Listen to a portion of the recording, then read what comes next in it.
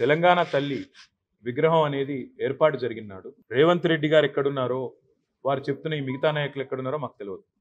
తెలంగాణ తల్లి అనేది తెలంగాణ ప్రజల ఆలోచనలకు ఆశయాలకు తెలంగాణ ప్రజల ఆవేదనకు ఆర్తికి అన్నిటికీ ప్రతిరూపంగా ఆనాడు ఉద్యమ సమయంలో కేసీఆర్ గారు ఒక్కరుగా నిర్ణయం తీసుకోలేదు. తెలంగాణ పౌర సమాజంలోని పెద్దలు ఇక్కడ ఉండే కవులు కళాకారులు రచయితలు సాహితీవేత్తలు శిల్పులు అందరి ఆలోచనల సమాహారంగా అందరితో చర్చించిన తదుపరి చివరికి 2007వ సంవత్సరంలో ఆనాటి అప్పటి నిర్బంధాల కాంగ్రెస్ ప్రభుత్వం నిర్బంధించే ప్రయత్నం చేసిన వేల మంది మధ్యన ఒక దేవతను ఊరేగించినట్టుగా ఊరేగించి తీసుకొచ్చి ఇక్కడ ప్రతిష్ఠించిన నాయకుడు కేసీఆర్ గారు.